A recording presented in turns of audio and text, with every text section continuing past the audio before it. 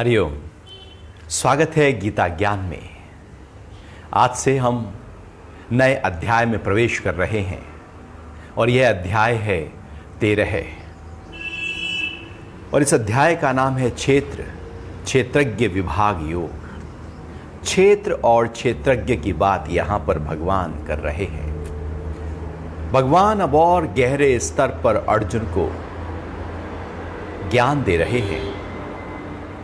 ये पूरा अध्याय जहाँ क्षेत्र और क्षेत्रज्ञ है, जो सांख्य दर्शन है, जो सांख्य की फिलॉसफी है, जहाँ पर पूरी प्रकृति का वर्णन किया गया है कि किस तरह से प्रकृति का निर्माण हुआ, किस तरह से सृष्टि का निर्माण हुआ, वो कौन कौन से तत्व हैं जिनसे सृष्टि धीरे धीरे बनती चली गई, और फिर ऐसा क्या है जिसके कारण से सृष्टि के निर्माण की प्रक्रिया का प्रारंभ हो सका। ये एक पूरा ज्ञान है। यही तत्व ज्ञान कहलाता है। प्रकृति को और पुरुष को तत्व से जानना, गहराई से जानना, फाउंडेशन से जानना और उसका अनुभव करना कि ये वास्तविकता में आत्मा क्या है और ये प्रकृति क्या है। यदि इन दोनों को फाउंडेशन से जान लिया जाए, इनका अनुभव कर लिया जाए, तो मुक्त हैं हम। जानने की प्रक्रिया बड़ी अनूठी है। केवल हमें पता है कि शरीर अलग है, आत्मा अलग है। केवल पता होने से तो कुछ भी बात बनती नहीं है। क्या मैं उस स्थिति में टिका हुआ हूं? क्या वो भाव मेरा है? क्या शरीर अलग मुझे लगातार अनुभव हो रहा है कि मैं अलग हूं, कि दिन भर के सारे क्रियाकलाप करते हुए मैं अलग हूं।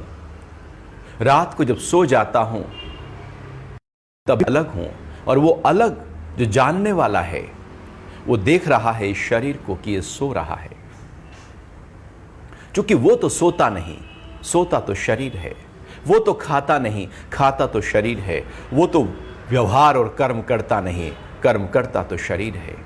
यहां कोई एक ऐसा है जो लगातार गतिमान है, एक ऐसा है जो स्थिर है, एक ऐसा है जिसमें परिवर्तन है। यही कोई एक ऐसा है जो अपरिवर्तनशील है। यहां कोई ऐसा है जिसका जन्म होता है, मृत्यु होती है, बचपन, जवानी, बुढ़ापा और मौत आती है। लेकिन कोई ऐसा है जिसको ना बचपन छूता है, न जवानी, न बुढ़ापा, न मृत्यु। दोनों बिल्कुल विपरीत गुण धर्म लिए हुए हैं। प्रकृति के अपने, पुरुष के अपने, दोनों के संयोग से ये शरीर का निर्माण होता है। लेकिन दोनों अपने अपने भाव में हैं। प्रकृति परिवर्तनशील है, इसलिए शरीर में लगातार बदलाव है, और एक पुरुष है, एक आत्मा है जो इसके भीतर है, उसमें बदलाव है ही नहीं। रत्ती भर भी बदलाव आज तक आया ही नहीं है। तो यहां पर क्षेत्र और क्षेत्रज्ञ विभाग योग से इस अध्याय का नाम है, और इन्हीं ही गहराइयों की बात इस अध्याय में भगवान कर रहे हैं।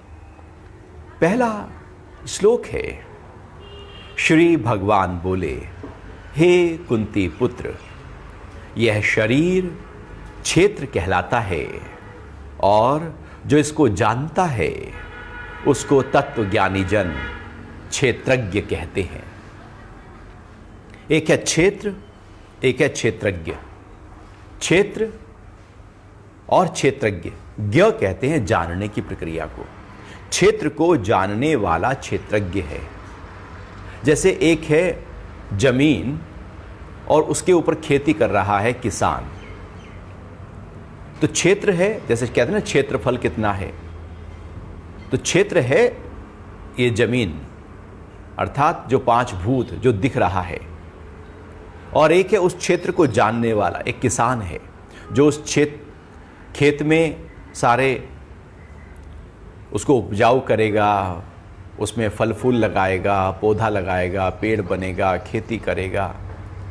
वो जो किसान है वो खेत को जानने वाला होता है। उसको पता है उसका दायरा, उसको पता है। लेकिन जो खेत है वो किसान को कभी नहीं जान सकता।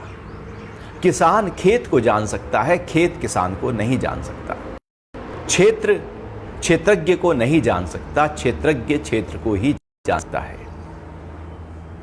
कितना भी किसान जी उस खेत में बिता दे, लेकिन खेत फिर भी किसान को नहीं जान पाएगा, क्योंकि जानने का गुण खेत में है ही नहीं।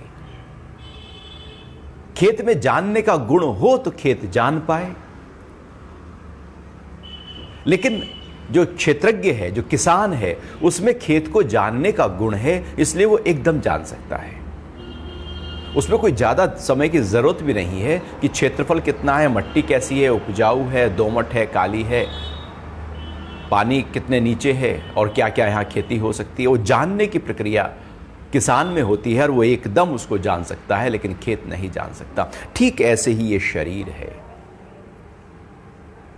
ये शरीर क्षेत्र है, खेत की तरह है, और एक है इस खेत को जानने वाला क्षेत्रज्ञ। तत्व ज्ञानी जन उसको क्षेत्रज्ञ कहते हैं, जानने वाला कहते हैं। किसको जानने वाला? प्रकृति को जानने वाला, शरीर को जानने वाला, साकार को जानने वाला, जो दिखता है उसको जानने वाला, जो 5 तत्वों से मिलकर बना है उसको जानने वाला, जिसमें परिवर्तन है, जिसका जन्म मौत होती है, उसको जानने वाला। एक है जिसमें परिवर्तन है, एक है जो जानने वाला है। हमारे भीतर भी कोई तो है जो जानने वाला है। आंख देखती है, हरे रंग को देखती है, पेड़ को देखती है, और बुद्धि कहती है कि हरा रंग है। ये कौन देख रहा है और कौन कह रहा है? केवल आंख या मन और बुद्धि कह पाती। तो जब व्यक्ति मर जाता है, आंख तो उसकी खुली ही रह जाती है, वो तो कुछ देख ही नहीं पाता। रंग क्या है पता ही नहीं है, खुली की खुली आंखें हैं। आंखों की पूरी ताकत मौजूद थी मरने से पहले, लेकिन मरते ही सारी शक्ति क्षीण हो गई, क्योंकि जानने वाला ही नहीं रहा। जब तक जानने वाला और जिसको जाना जा रहा है उसके बीच का संबंध स्थापित रहता है, जानने की प्रक्रिया होती रहती है, जब तक आत्मा और ये शरीर और इसके बीच में जो प्राण है उसका संबंध लगातार बना रहता है, तब तक तो हम जान सकते हैं। और यदि ये संपर्क बीच का टूट जाए तो वो जानने वाला होते हुए भी जान नहीं पाएगा, क्योंकि वो ज्ञ की शक्ति, जो शक्ति है, क्योंकि जानने वाला आत्मा है और जो जानने की प्रक्रिया होती है वो प्राण से होती है, शक्ति से होती है। तो हम जो देखते हैं, हम जो सुनते हैं, हम जो अनुभव करते हैं, हमारे द्वारा जो भी कुछ बाहर प्रकृति में अनुभव किया जा रहा है, अर्थात हम जानने वाले हैं। इस शरीर को मैं जानने वाला हूं। शरीर अपने आप को नहीं जान सकता, आंख अपने आप को नहीं जान सकती, कोई इसके पीछे होगा। और शरीर कितना भी आप इसकी कोशिश कर ले, शरीर कभी भी आत्मा को नहीं जान सकता। शरीर से कितना तप कर लो, कितना भी प्रयास कर लो शरीर से, लेकिन शरीर कभी भी आत्मा को जान ही नहीं पाएगा। हम शरीर को यदि बना लें, व्यवस्थित कर लें, सुडौल कर लें, मजबूत कर लें, हष्ट-पुष्ट कर लें, कितना भी सुंदर से सुंदर और स्वस्थ से स्वस्थ शरीर कर लिया जाए, आत्मा नहीं जानी जा सकती, क्योंकि शरीर आत्मा को जान नहीं सकता। जानने का गुण शरीर में है ही नहीं। ऊपर से ही नीचे की तरफ जाना जा सकता है, नीचे से ऊपर की तरफ नहीं जाना जा सकता। क्षेत्रज्ञ ही क्षेत्र को जानेगा और क्षेत्र कभी क्षेत्रज्ञ को नहीं जानेगा। इसलिए ये जो शरीर है और एक होता है इस शरीर को जानने वाला। ये जो शरीर है ये क्षेत्र है और इसको जानने की प्रक्रिया विज्ञान कहलाती है, साइंस कहलाती है। जो प्रकृति 5 महाभूतों से मिलकर बनी है, वैज्ञानिक क्या करते हैं? इन्हीं 5 तत्वों के अंदर रहस्यों को खोज रहे होते हैं, परत दर परत उखेड़ रहे होते हैं और नई नई खोज हो रही होती है। प्रकृति में जब खोज हो तो उसको विज्ञान कहते हैं, और जानने वाले की जब खोज हो तो उसको ज्ञान कहते हैं। यही है ज्ञान और विज्ञान, क्षेत्र और क्षेत्रज्ञ। क्षेत्रज्ञ को जानने की प्रक्रिया ज्ञान है और क्षेत्र को जानने की प्रक्रिया विज्ञान है। दोनों को जानना है। ऐसा नहीं कि हमने क्षेत्रज्ञ को जान लिया। वो क्षेत्रज्ञ को जानने की प्रक्रिया तभी तो होगी जब पहले क्षेत्र को जाना होगा। क्षेत्र को जानने के बाद ही क्षेत्रज्ञ तक पहुंचा जा सकता है। इसलिए 5 कोश हैं: अन्नमय कोश, प्राणमय कोश, मनोमय कोश, विज्ञान कोश, आनंदमय कोश। अन्नमय कोश अर्थात ये जो शरीर है, स्थूल शरीर, स्थूल देह का जो पिंड है, जो खाता पीता बोलता चालता उठता बैठता घूमता फिरता है, ये शरीर, ये अन्नमय कोश है। फिर जो प्राण चलते हैं, श्वास का आना जाना और शरीर की सारी क्रियाकलाप होती है, वो प्राणमय कोश है। और एक हमारे मन के ख्याल हैं, वो मनोमय कोश है। और जो बुद्धि है, जो निर्णय लेती है, वो विज्ञानमय कोश है। और एक आनंद की अनुभूति होती है, वो आनंदमय कोश है। लेकिन ये सब क्षेत्र के हिस्से हैं। क्षेत्रज्ञ इनसे परे है। 5 कोश हैं, 5 आवरण, 5 लेयर्स हैं उस क्षेत्रज्ञ तक पहुंचने की। तो अन्नमय कोश को भी स्वस्थ करना होगा, प्राणमय कोश को भी स्वस्थ करना होगा, मनोमय कोश को, विज्ञानमय कोश को, आनंदमय कोश को, हर कोश को, हर लेयर को, हर सिक्योरिटी लेयर को हमें स्वस्थ करते जाना होगा। तब धीरे धीरे हम गहराइयों तक पहुंचते चले जाते हैं। इसलिए तो शरीर को स्वस्थ करने के लिए आसन और षटकर्म की अभ्यास बताए गए, जिससे शरीर जो अन्नमय कोश है वो स्वस्थ हो जाए।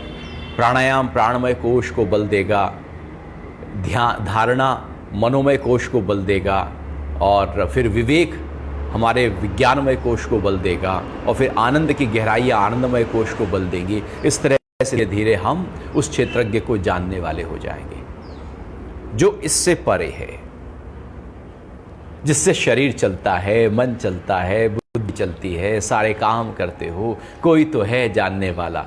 वो क्षेत्रज्ञ भगवान कह रहे हैं। और इस अध्याय में भगवान इस शरीर और शरीर को जानने वाला ये जो आत्मा है, दोनों की गहरे स्तर पर चर्चा कर रहे हैं।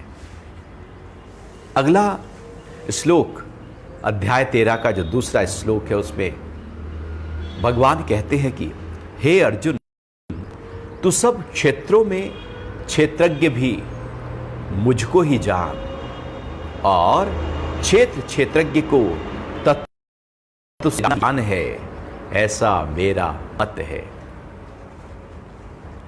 सभी क्षेत्र में जो क्षेत्रज्ञ है, सभी शरीरों में जो शरीरधारी आत्मा है, सभी जो भी कुछ साकार है, इस साकार के पीछे जो निराकार है, अर्थात जैसे हर बिल्डिंग की एक फाउंडेशन है, किसी ना किसी आधार पर वो खड़ी है। वो जो फाउंडेशन है जिससे सब शरीर चल रहा है, वो तू मुझे जान। वो जो आत्मा है वो तू मुझे जान। जो सब कुछ जानने वाला है वो तू मुझे जान। जिससे सब जाना जाता है वो तू मुझे जान। हमारे अंदर भी जो जानने की प्रक्रिया हो रही है, भगवान कह रहे हैं वो मेरे से ही हो रही है, और वो मैं ही तो हूं। सभी क्षेत्रों में जो क्षेत्रज्ञ है उसको तुम मुझे ही जान। क्षेत्रज्ञ अर्थात आत्मा। वो जो आत्मा है वो कोई अलग नहीं है,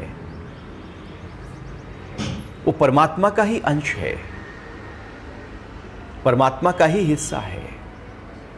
जब हम केवल नीचे से ऊपर की तरफ गति करते हैं तो आत्मा तक पहुंचते हैं, और जब आत्म भाव में टिक जाते हैं और लगातार उसकी साधना उसी भाव में, दृष्टा भाव में टिके रहते हैं, तो हमारा उस आत्मा का फैलाव होने लगता है और विकसित होने लगती है, और वो धीरे धीरे धीरे धीरे उस परम तत्व का अनुभव हम गहराई और समाधि की गहराइयों में अनुभव करने लगते हैं। आत्मा और परमात्मा में कोई भेद नहीं, भेद है बस मेरे जानने का कि मैं कितना जाना है। जैसे कोई घर को बाहर से खड़े होकर देखे और एक घर को अंदर से आकर देखे, और एक पूरी तरह से घर के हर कमरे और हर कोने को देखे। एक बाहर से देख रहा है तो उसने देखा केवल आत्मा को दूर से जो ध्यानस्थ है। फिर वो थोड़ा और गहरे में आया तो घर को अंदर से देखा। अभी आत्मा में टिक गया, और फिर जब वो पूरे तरह से पूरे घर को देख रहा है, उस आत्मा के फैलाव को विस्तार, तो वही परमात्मा हो जाता है। तो हम कितना ज़्यादा गहरे गहरे स्तर पर अपने आप को लेकर जा रहे हैं, उसके ऊपर निर्भर करता है कि हम आत्म भाव में हैं या परम तत्व में टिक गए हैं। लेकिन वो आत्मा है परमात्मा ही, केवल कहने का तरीका है। जब छोटी नजरिए से देखेंगे तो आत्मा है, जब ऊपर से देखेंगे, विशालता से देखेंगे तो परमात्मा है। तो भगवान कह रहे हैं कि जो सभी क्षेत्र हैं, अर्थात जो भी कुछ प्रकट हो गया है, ये जो शरीर है हमारा, इस शरीर में देहधारी जो आत्मा है, जो देह को जिसने धारण किया हुआ है, वो मैं ही हूं। और हर शरीर जो भी उठता बैठता खाता पीता चलता दिखाई दे रहा है, वहां पर मैं हूं ही हूं। ऐसा कोई क्षेत्र नहीं जहां मैं नहीं, क्योंकि क्षेत्र के साथ क्षेत्र को जानने वाला भी है। खेत के साथ एक किसान भी जुड़ा हुआ है।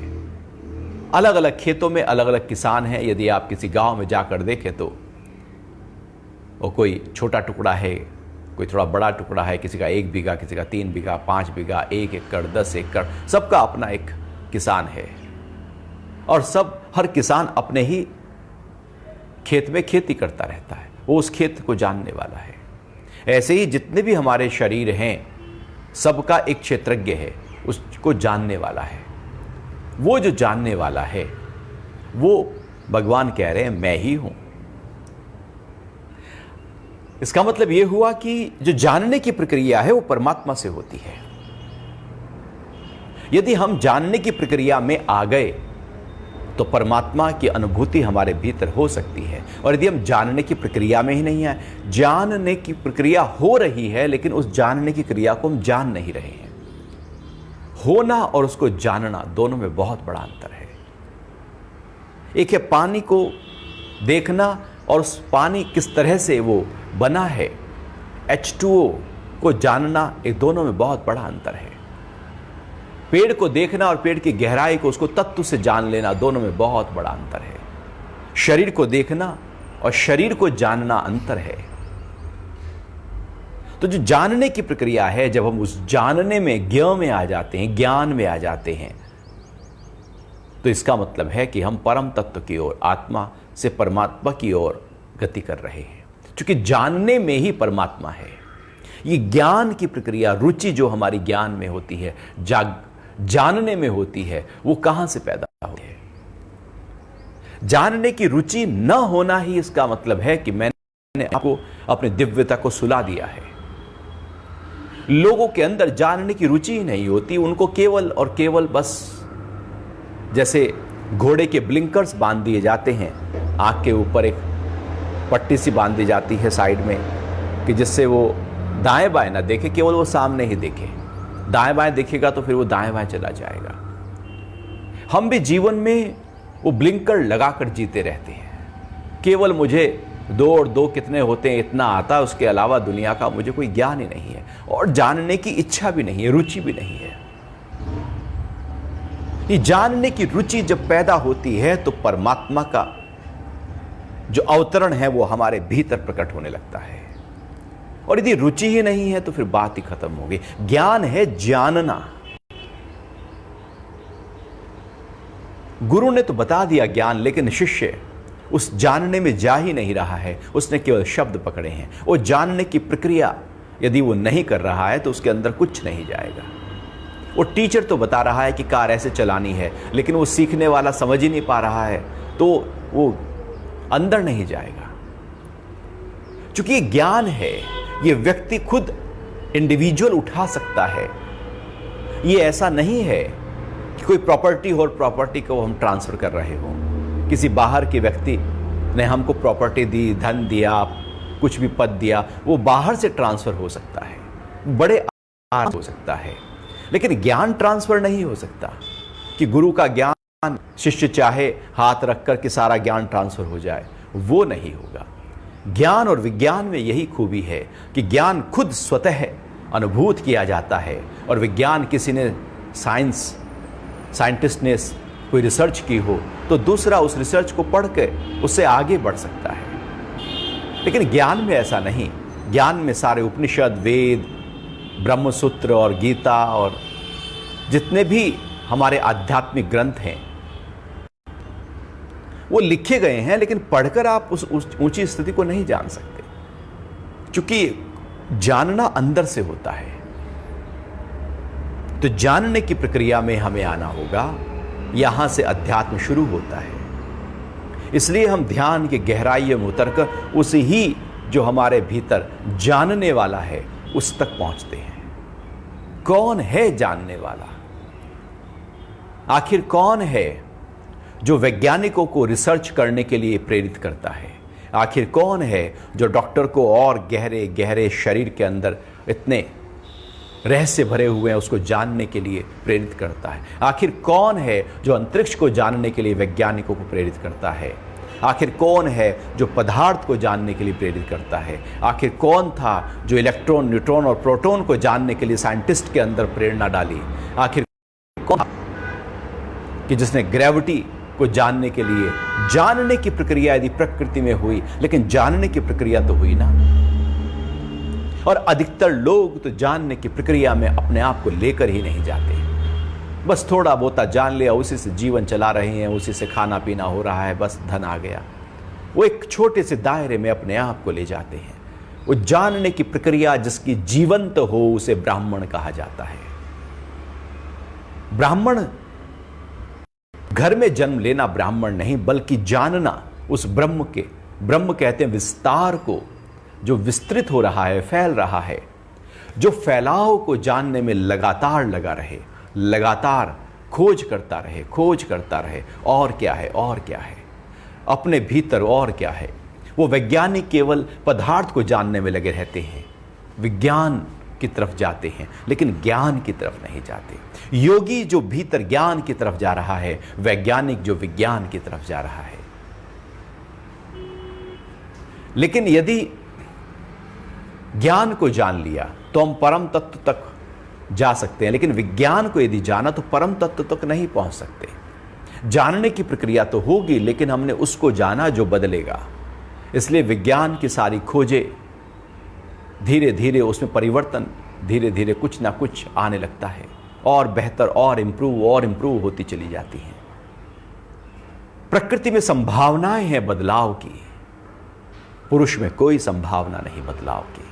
उसको जान लिया, जो 1000 साल पहले था वही आज है, जो 5000 साल पहले जब गीता भगवान ने अर्जुन को बोली, जो ज्ञान तब था वही आज है, उसमें कोई बदलाव नहीं। प्रकृति में ऋतु बदल जाती है, जलवायु बदल जाती है, वो बदल जाती है। वो आयुर्वेद के ग्रंथ कहते हैं कि अरहर की दाल खाने से एसिडिटी का शमन होता है, लेकिन यदि आज हम अरहर की दाल खाएं तो उसमें एसिडिटी बढ़ने लगती है, क्योंकि जलवायु बदल गई, मट्टी का गुणधर्म बदल गया, प्रकृति बदल गई, सब कुछ बदलाव वहां पर हो गया। तो एक जो खाद्य पदार्थ था उसका यदि 100 साल पहले, 500 साल पहले, 1 या 2000 साल पहले जो प्रभाव था हमारे शरीर पर, जलवायु के बदल जाने से उसका गुणधर्म ही बदल गया। उसमें बदलाव हो जाएगा, उस नॉलेज में बदलाव होगा। लेकिन जो ज्ञान है, जो जू का त्यों पहले था वही आज है, उसमें कोई बदलाव नहीं। तो जो जानने में लगा हुआ है और अपने को जानने में लगा हुआ है, उसके अंतरतम में परमात्मा की अनुभूति होती है। आगे बढ़ते हैं और तीसरा जो श्लोक है 13वें अध्याय का, भगवान कह रहे हैं कि मुझसे संक्षेप में सुन कि क्षेत्र क्या है, कैसा है, जिन विकारों वाला है और कहां से आया है, तथा क्षेत्रज्ञ कौन है और उसका क्या प्रभाव है। अब भगवान और गहरे में लेकर जा रहे हैं, एक खोज कर रहे हैं, एक रिसर्च, जैसे कोई साइंटिस्ट हो, वो परत दर परत कुरेदता रहता है। साइंटिस्ट का मतलब है जो दिखाई दिया उसके पीछे और क्या है, उसके पीछे क्या है, पीछे क्या है। लगातार वैज्ञानिकों की खोज पदार्थ में चलती चली जाती है और वो अणु तक पहुंच जाती है, और फिर उस अणु में भी क्या है वो और खोजा जाता है। ऐसे ही भगवान भी इस शरीर की खोज अब अर्जुन को बता रहे हैं। कह रहे हैं कि मुझसे संक्षेप में सुन कि ये क्षेत्र क्या है, ये शरीर है क्या, आखिर क्या है ये शरीर और कैसा है, क्या इसका गुण धर्म है, किस तरह से ये पैदा होता है, कैसे उत्पन्न होता है, कौन से वो भूत हैं जो इसमें सहायक होते हैं, कौन से वो तत्व हैं जिनके आधार पर ये शरीर खड़ा हो जाता है, ऐसा क्या होता है कि जिससे जन्म हो जाता है और पूरा जीवन चलता रहता है, ऐसा क्या है कि जो फिर ये मृत्यु को प्राप्त हो जाता है, ऐसा शरीर में क्या है जिसके कारण से ये दिन भर गति करता रहता है, वो कौन से भाव हैं इसके अंदर जिससे हर व्यक्ति दौड़ रहा है, कर्मों की तरफ प्रवृत्त हो रहा है, इच्छाओं और वासनाओं में अपने आप को उलझाए हुए है, ऐसा क्या है इस शरीर में, उसको जान। मैं तुझे बताऊंगा इस शरीर के बारे में, इसके भेद के बारे में, इसके रहस्यों के बारे में। क्योंकि जब हम इसके रहस्य को जानने लगते हैं तो उसको कहा जाता है तत्व से जानना, फाउंडेशन से, गहराई से अनुभव कर लेना, केवल शब्द नहीं बल्कि उसका अनुभव कर लेना। शब्दों को जानने से विद्वान हो सकते हैं, तत्वज्ञानी नहीं हो सकते। तत्वज्ञानी का मतलब है जो जैसा है उसको वैसा जान लिया, जैसी प्रकृति है, शरीर है और जैसा पुरुष है, उसको जब हम जान लेते हैं तो जानने की प्रक्रिया जब उत्पन्न हो जाती तो कैसे होगी, वो जानने की प्रक्रिया कैसे होगी, वो क्षेत्रज्ञ क्या है, वो आत्मा क्या है, वो आत्मा कहाँ से आई है, किस तरह से उसका रूप है, किस तरह से उसका फैलाव है, वो शरीर में क्या करता है, वो ब्रह्मांड में क्या करता है, और ये शरीर कैसे पैदा हुआ, कैसे उत्पन्न हुआ, इसकी बारीकी को मैं तुझे बताने वाला हूँ। हे अर्जुन, तू थोड़ा समझ, थोड़ा जान, अच्छी तरह से जान कि एक ये तेरा शरीर है और एक इस शरीर के पीछे कोई है, एक इन सब का शरीर है जिनसे तू युद्ध करने वाला है। ये शरीर उत्पन्न हुए थे, ये मर जाएंगे, लेकिन कोई ऐसा है जब तू युद्ध करेगा और तू इनको मारेगा शरीरों को, तो कोई ऐसा होगा क्षेत्रज्ञ जो न मरेगा। क्षेत्रज्ञ नहीं मरता, क्षेत्र खत्म हो जाता है। तो दोनों का जो भेद है, दोनों का जो गुण है, गुणों का जो प्रभाव है, उसको भगवान कह रहे हैं कि मैं तुझको अर्जुन विधिवत बताने वाला हूं, तरीके से बताने वाला हूं। क्योंकि गीता में भगवान ने जब जब जो जो वर्णन किया गहराई से किया है, ऐसा नहीं कि ऊपर ऊपर से कहकर निकल गए हो। क्योंकि अर्जुन शिष्य भी ऐसा ही है, वो भी गहरे रूप में जान लेना चाहता है। जब जानने की जिज्ञासा बढ़ती है तो प्रश्न बहुत गहरे होने लगते हैं। गुरु के सामने जब शिष्य होता है और वो प्रश्न करता है तो गुरु जान लेता है कि शिष्य कितने गहरे स्तर से प्रश्न कर रहा है, इसको जानने की भूख है भी या नहीं, या ऊपर ऊपर से ही बातें करता है, गुरु सामने दिख गया तो पूछ लिया कुछ, या अंदर से भूख है, प्यास है, तड़फ है जान लेने की कि ये है क्या आखिर। जब तक वो तड़फ ज्ञान की पैदा ना हो, वो भूख पैदा ना हो, खाने का मजा नहीं आता और ना खाना पचता है। भूख होनी चाहिए। अर्जुन की भूख बढ़ चुकी है क्योंकि भगवान ने धीरे धीरे उसको ज्ञान का जो उपदेश दिया, उसके अंदर वो रुचि जागी। और जब शिष्य की रुचि जग जाती है तो उसके प्रश्न और बहुत गहरे स्तर पर होते हैं, और गुरु जान लेता है कि इसके प्रश्न गहरे स्तर पर होंगे, तो गुरु गहरे ही आंसर करना शुरू कर देता है, जिससे प्रश्न प्रश्न ही ना रहे, डिसॉल्व हो जाए और उत्तर का ही हिस्सा बन चुका हो। इस तरह से क्लियर कर दिया जाए कि अब प्रश्न उठने की संभावनाएं बहुत कम रह जाएं।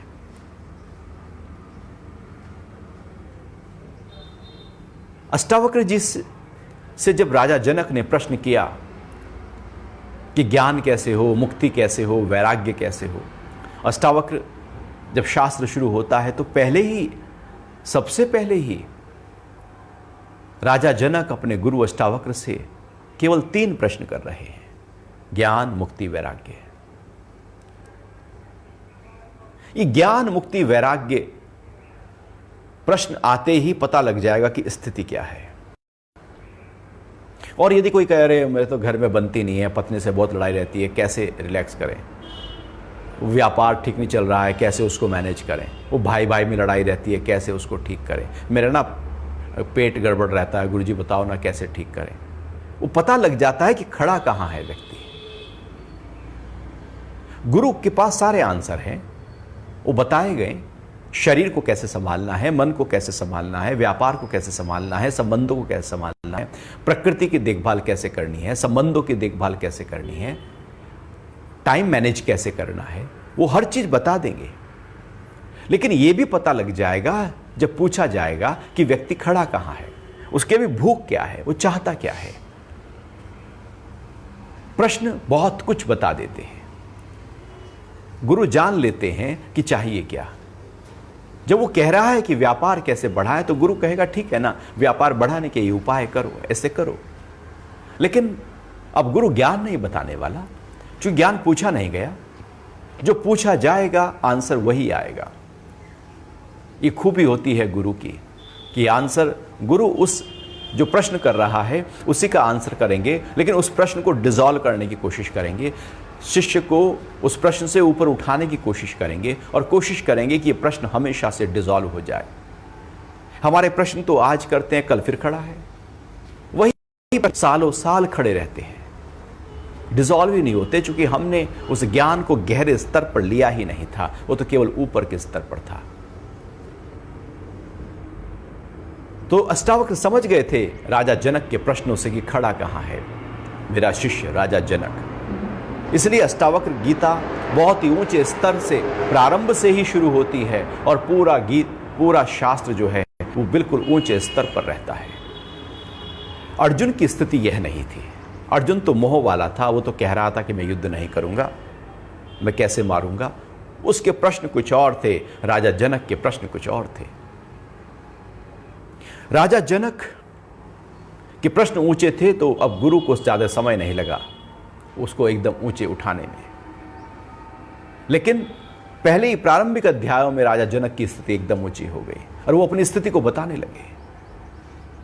लेकिन अर्जुन को उस ऊंची स्थिति में लाने के लिए गुरु को बहुत समय लगा, बहुत संवाद हुआ, बहुत आदान प्रदान हुआ, बहुत ही स्थिति को संभाला, शक्तिपात दिया गया, गोपनीय ज्ञान दिया गया, बहुत कुछ किया गया भगवान के द्वारा कि उसकी जो सोई हुई चेतना है वो उभर कर उठ कर आ जाए। अब धीरे धीरे जब वो उठी, चेतना उठी, तो जिज्ञासा बढ़ी, जिज्ञासा बढ़ी तो प्रश्न उठे, और जब प्रश्न उठे तो गुरु कृष्ण समझने लगे कि अब स्थिति बेहतर हो गई है। इसलिए भगवान ने ज्ञान का विस्तार करना शुरू किया। गहरा ज्ञान उसी को दिया जा सकता है जो गहरा ज्ञान लेने का इच्छुक हो। जो इच्छुक ना हो वो तो बैठा बैठा सो जाएगा, उसको ज्ञान सिर से ऊपर निकल जाएगा, पता ही नहीं लगेगा। जैसे क्लास में 40 बच्चे बैठे हैं, कोई सो रहा है, कोई इधर उधर ध्यान है, कोई खेल रहा है और कोई लगातार ऐसे आंख में आंख गाड़ के सब कोशिश कर रहा है कि वो समझाना क्या चाह रहे हैं। वो 40 के 40 बच्चे बैठकर समझने की कोशिश नहीं करेंगे, कोई विरला होगा। कई बार तो पूरी क्लास ही ऐसी होती है, एकदम निठल्ली। इसलिए तो कोई ही आगे बढ़ पाता है।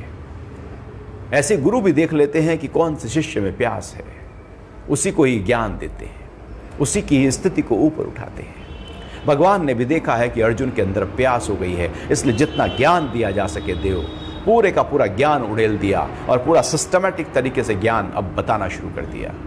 इसलिए भगवान ने खुद ही, प्रश्न आया भी नहीं था, क्षेत्र और क्षेत्रज्ञ के बारे में एकदम नया चैप्टर शुरू हो गया।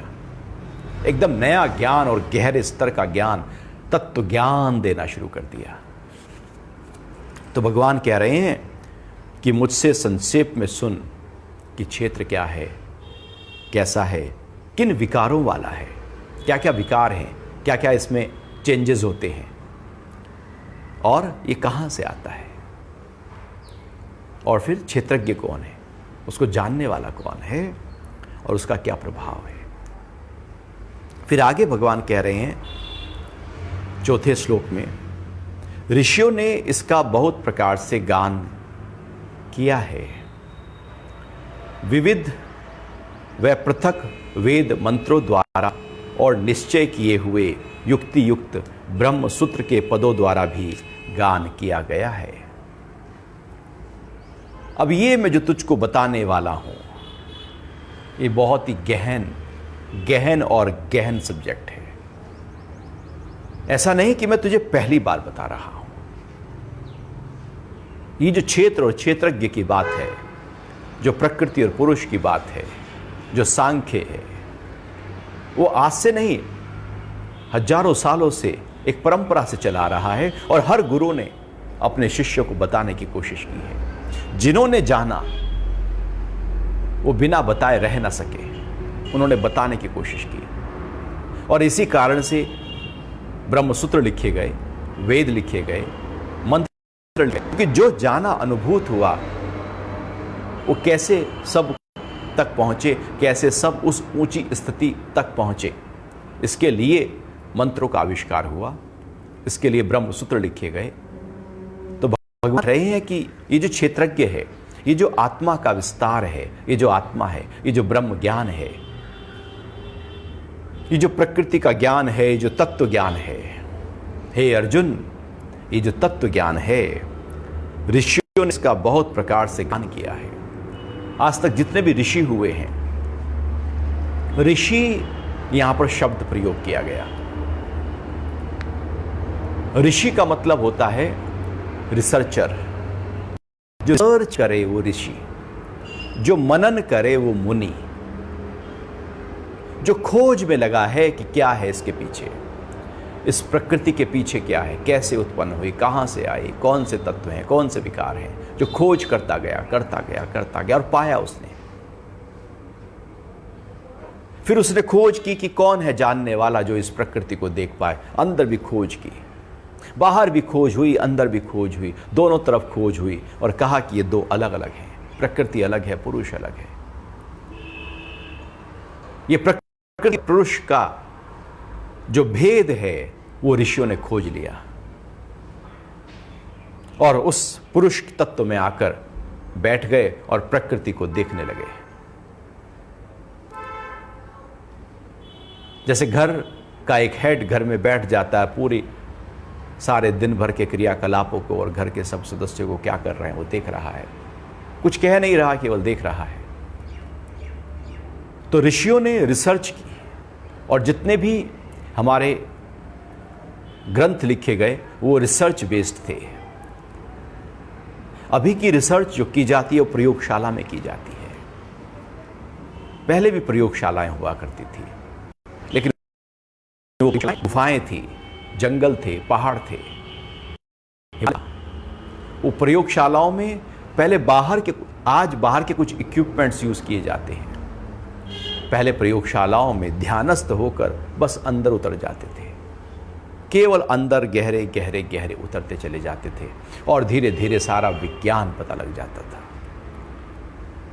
महर्षि पतंजलि जब विभूतिपात का वर्णन करते हैं तो वहां कहते हैं कि नाभि पर संयम करने से पूरे शरीर की काया व्यू का ज्ञान हो जाता है। संयम का मतलब है धारणा, ध्यान, समाधि को तीनों को एक साथ इकट्ठा करके जब प्रैक्टिस की जाती है। धारणा भी पूरी है, ध्यान भी है और वहीं समाधि हो गई एक स्थान विशेष पर। जब ऋषियों ने नाभि पर संयम किया तो पता लग गया कि शरीर कैसे बना, कितनी हड्डियां हैं, खून कैसे दौड़ता है, हृदय क्या काम करता है, पाचन तंत्र कैसे होता है, श्वास की क्रिया प्रक्रिया किस प्रकार से होती है, मस्तिष्क किस प्रकार से कार्य कर रहा है, रीढ़ की हड्डी किस प्रकार से कार्य कर रही है। पहले तो अंदर तो नहीं देखा था, बिना अंदर देखे चीरफाड़ करके कैसे उस 1000-2000 साल पहले सर्जरी कर दी गई, कैसे कर दी गई, क्या क्या तरीके थे, उपाय थे। आज बाहर जो रिसर्च की जाती है, ऋषियों ने उसको अंदर रिसर्च कर लिया था और फिर आयुर्वेद के शास्त्रों का वर्णन हुआ। इसी तरह से ब्रह्मसूत्र का वर्णन हुआ, जिसका भी ज्ञान दिया गया। ऋषियों ने ब्रह्मांड को जाना, नक्षत्र को जाना, ग्रेविटी को जाना,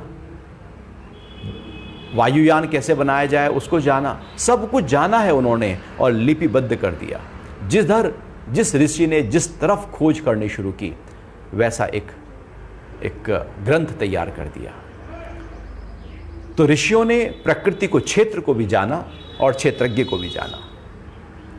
ब्रह्मसूत्र में क्षेत्रज्ञ की चर्चाएं हैं, मंत्रों में क्षेत्रज्ञ की चर्चा है, कैसे उस परम तत्व को, उस आत्म तत्व को जाना जाए। तो भगवान कह रहे हैं कि ऋषियों ने इसका बहुत प्रकार से गान किया है। जब उसको जान लिया तो उस गुणगान किए बिना रह नहीं सकता। आप कोई बहुत अच्छा दृश्य देख कर आओ, कोई बहुत अच्छी जगह थी, आप देखो कितने दिन तक लोगों को बताते रहोगे, अरे वहाँ जाके देखो कितना अच्छा है, अरे हिमालय होके आओ, अरे वाह क्या केदारनाथ जी जब पहुँचते हैं ऊपर पहाड़ी पर क्या दृश्य है, निराला ही निराला दृश्य है। आप सबको वहाँ बताओगे अरे क्या रास्ते थे, क्या अमरनाथ जी थे। आप जब देखोगे वाह, तो बताने से रहोगे नहीं, सबको बताना शुरू कर दोगे, उसका गुणगान करना शुरू कर दोगे। बहुत अच्छा कहीं खाना खा कर आओ, आप गुणगान करने लगोगे। आप घर में ही अच्छा खाना खाओ तो घर में ही गुणगान करने लगोगे। वाह, गान किए बिना रह नहीं सकते आप, जब बिल्कुल एकदम आश्चर्य से भर जाएं आप। जब ऋषि खोज करते रहे, उन्होंने पा लिया तो गुणगान करना शुरू कर दिया। और वो गुणगान मंत्रों के माध्यम से, चूंकि भाषा संस्कृत थी, मंत्र जब ध्यान और समाधि की गहरी अवस्था में साधक होता है और अंदर से कुछ ज्ञान उभर कर आए, जहां पर उसने बुद्धि का प्रयोग नहीं बल्कि हृदय से उठा था, उसको मंत्र कहते हैं। जो ईश्वर परमात्मा के कृपा के माध्यम से हमने लिखा है उसको, लेकिन मैंने बनाया नहीं, उसको लिपिबद्ध किया है केवल, लेकिन उसको मैंने मात्राओं में समेटा नहीं। वो जैसे उठा वैसे लिखा, वो मंत्र कहलाया। और जो चाह कर लिखा वो श्लोक कहलाया। तो वेद मंत्रों में इस क्षेत्रज्ञ का ज्ञान है, क्षेत्र का ज्ञान है। विविध व पृथक वेद मंत्रों द्वारा और निश्चय किए हुए युक्ति युक्त ब्रह्म सूत्र के पदों द्वारा भी गान किया गया है। ये जो मैं तुझको बताने वाला हूं, बस यही है। जितने भी ऋषि जो भी कुछ उपदेश देते हैं, इसी के आसपास होगा, इसके अलावा कुछ उपदेश है ही नहीं। पूरा अध्यात्म, पूरा सत्संग, पूरा ज्ञान केवल प्रकृति और पुरुष के बारे में ही है। प्रकृति को जानो, पुरुष को जानो, तत्व से इसको भी जानो, उसको भी जानो। ये परिवर्तनशील है, ये अपरिवर्तनशील है। ये शरीर आया है, जाएगा, और इसके अंदर कोई है ऐसा जो बिल्कुल नहीं जाएगा। यहाँ पर ऊंच नीच होगी, मान सम्मान होगा, लाभ हानि होगी, सुख दुख आएगा जाएगा, दिन रात होगा, यहाँ सब ऊंच नीच होता रहेगी। लेकिन कोई ऐसा होगा जो इनके बीच में जू का त्यों खड़ा रहेगा। दोनों को जानना ही ज्ञान है, अध्यात्म है। दोनों को जानना ही सांख्य है। और सत्संग और गुरु की वाणियाँ केवल और केवल तत्व ज्ञान तक साधक को निश्चय कराने में लगी रहती हैं। तो इस तरह से ये बहुत ही गहरा अध्याय प्रारंभ, इसको हमें अनुभवों के माध्यम से अपने जीवन में आसात करना होगा। क्योंकि जब पता लग जाए कि सुख बदलेगा और दुख बदलेगा, तो क्यों अटकें सुख में और क्यों अटकें दुख में। जो चीज़ आने और जाने वाली है, जो आई है वो चली जाएगी, जो नहीं आई है वो आ जाएगी। जो बदल रहा है उसमें क्यों अटकें। जो बदलने वाले को देखे उसको ऊपर अनुभव करो। क्षेत्रज्ञ को पकड़ो, क्षेत्र को जानो, समझो अच्छी तरह से, और उसको फिर एकदम साक्षी हो जाओ, उसके दृष्टा हो जाओ। अभी आपके कोई प्रश्न हो तो उस पर बात कर सकते हैं।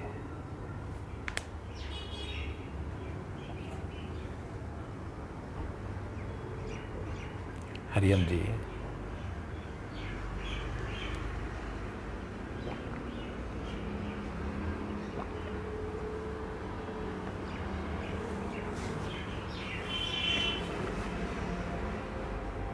अनजाने से यदि कष्ट किसी को पहुंचाओ तो क्या पाप के भागी कहलाएंगे।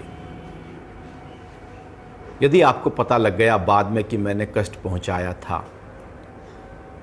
तो कहलाओगे, लेकिन उसकी मात्रा कम होगी। एक है जानबूझकर कोई कृत्य करना, कोई हिंसा करना, कष्ट पहुंचाना, जानबूझकर। कृत कारित अनुमोदित। चूंकि हिंसा 81 प्रकार की होती है, उसके बहुत ज़्यादा कैटेगरी है। आपने किस कैटेगरी की हिंसा की है। एक हिंसा जब व्यक्ति करता है तो बहुत प्लानिंग करता है। कई दिन की प्लानिंग के बाद व्यक्ति कभी क्रोध करता है, कोई हिंसा करता है। उसके पीछे उसकी बहुत तैयारियां होती हैं। आप किसी को कुछ कहना चाहते हो, कुछ शब्द देना चाहते हो, कुछ भरकम, कुछ क्रोध अपना व्यक्त करना चाहते हो, आप देखना उस क्रोध के शब्द को कहने के लिए कितनी है। आप बहुत प्रिपरेशन करेंगे, उसकी बहुत तैयारियां होंगी। कई बार तो कई महीनों तक व्यक्ति जो क्रिमिनल होते हैं कई महीनों और सालों तक एक कृत्य करने की तैयारी करते रहते हैं। इसका मतलब है कि लगातार इतने महीने और इतने साल, इतने दिन उसके अंदर वही कृत्य चल रहा था। तो उसका जो पाप है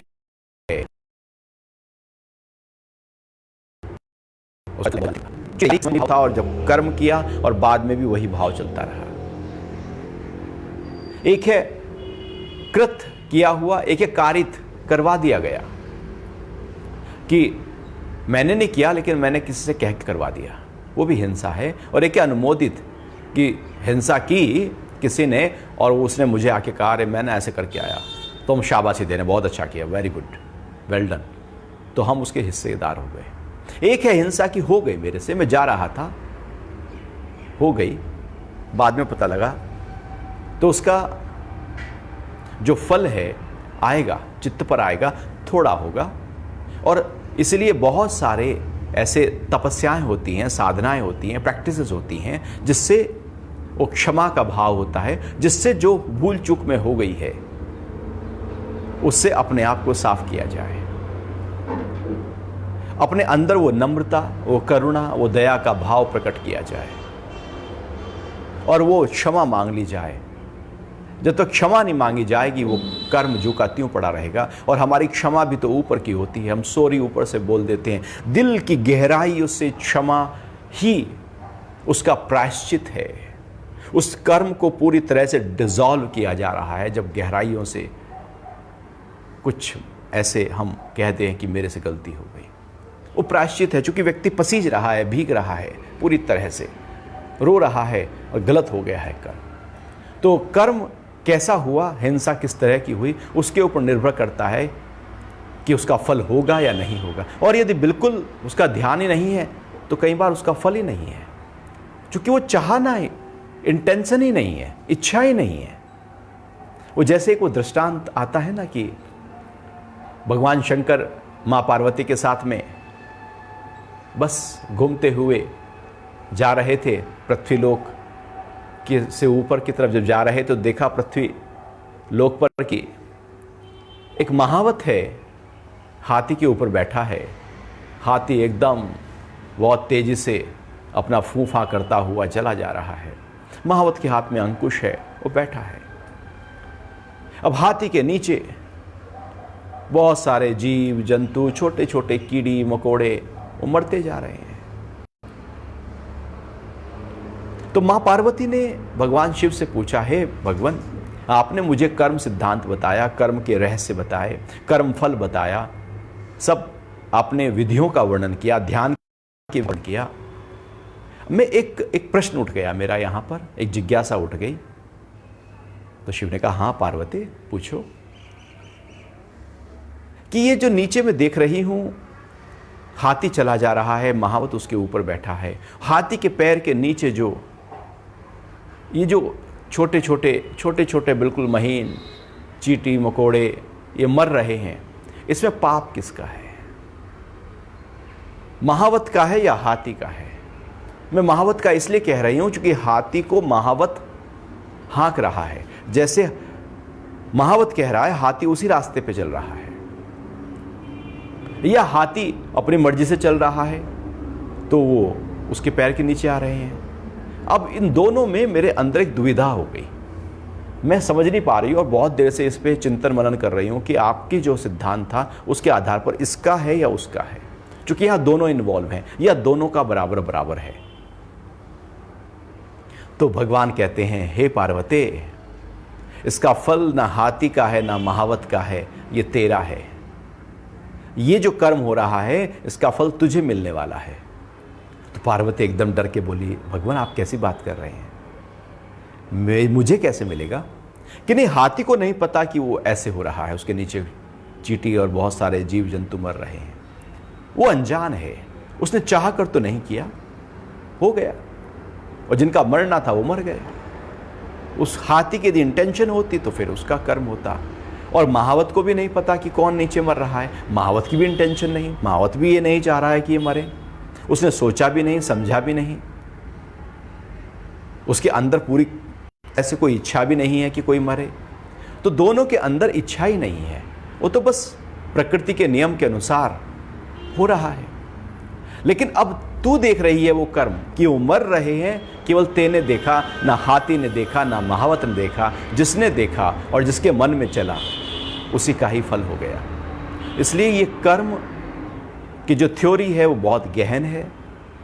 कहाँ पर जाकर किस तरह से ये मर्ज हो जाती है, किस तरह से अलग हो जाती है, कहाँ पर किसका फल खड़ा हो जाता है और कहाँ पर किसका फल डिसॉल्व हो जाता है, कहाँ नहीं जा सकता। और जैसे जैसे हम क्षेत्र और क्षेत्रज्ञ को जानने लगते हैं, इस थ्योरी को, इस कर्म सिद्धांत को हम समझने लगते हैं और निष्काम में आ जाते हैं। जी,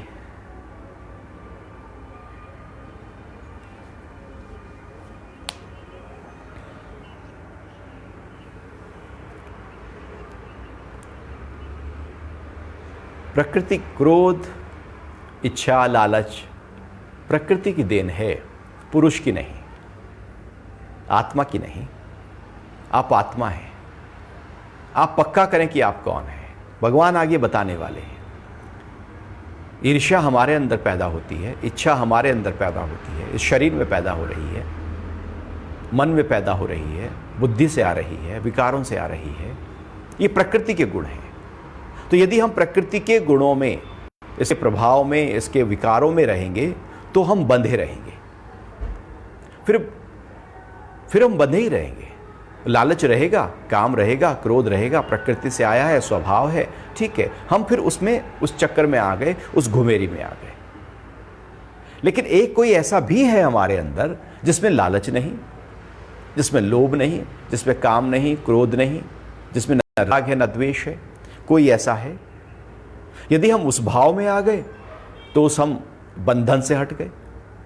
तो हम प्रकृति के जन्म और मरण के चक्र में रहना चाहते हैं तो लालच, ईर्ष्या का स्वभाव ठीक है।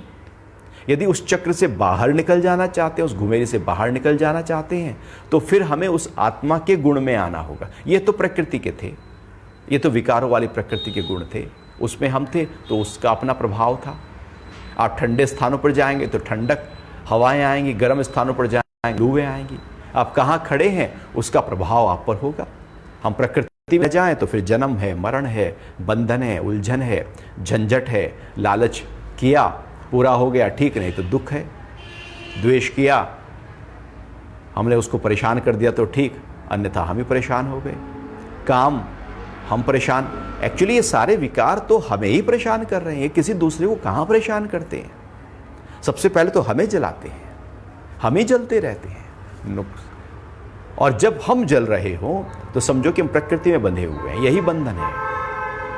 लेकिन ज्ञान, जो आत्मा का ज्ञान है, जो गीता है, वो उससे ऊपर उठा रही है हमको, क्षेत्र से ऊपर क्षेत्रज्ञ में लेकर जा रही है कि कोई ऐसा है हमारे भीतर जो लालच, ईर्ष्या, द्वेष से बहुत परे है। कोई ऐसा है जिसमें लालच, ईर्ष्या, द्वेष भरा पड़ा है। तो मन विकारों वाला जब होता है, अहंकार के साथ होता है, तो उसमें सब भरा पड़ा है। और जब उससे रहित होता है तो फिर वो आनंद, प्रेम और ज्ञान स्वरूप हो जाता है। तो कोई बुरा नहीं है, लेकिन उसका फिर कॉन्सिक्वेंस भी खड़ा है, उसी रूप में उसका फल खड़ा है। फिर भोगने को भी हमें सज्ज रहना चाहिए।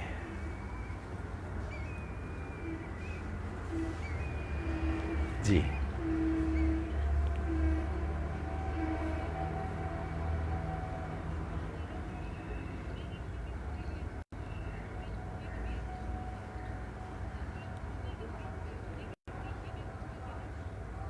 ध्यान हमें ईश्वर के नज़दीक ले जाता है, लेकिन ऐसा अनुभव नहीं हुआ।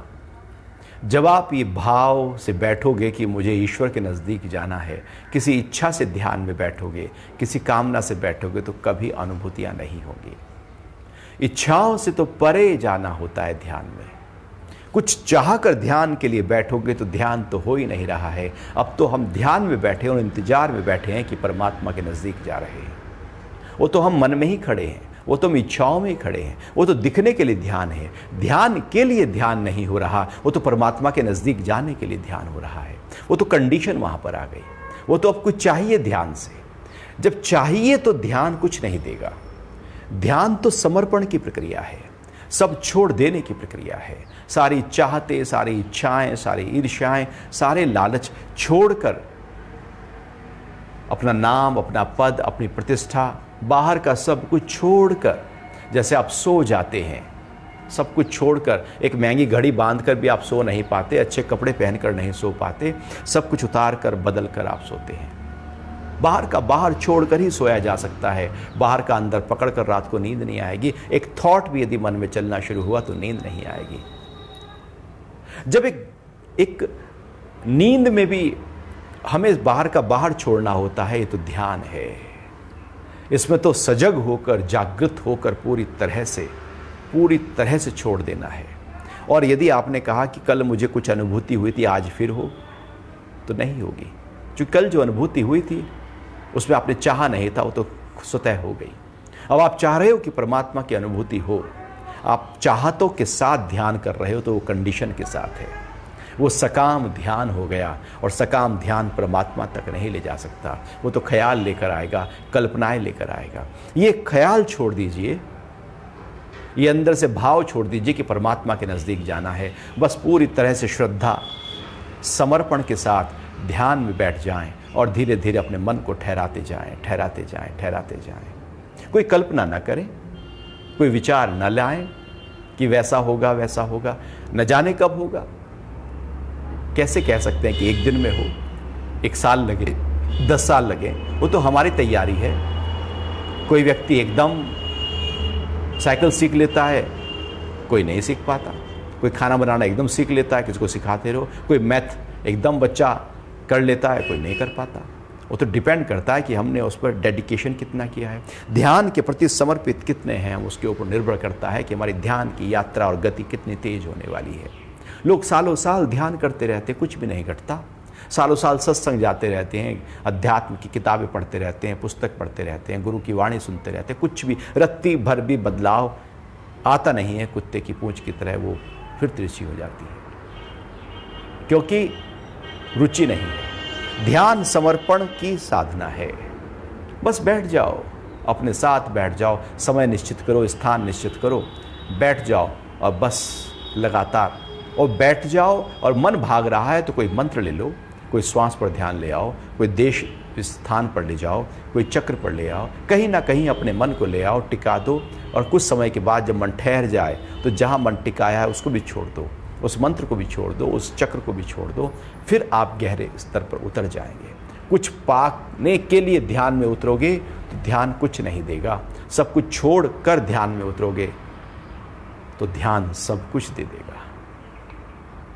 हरि ओम।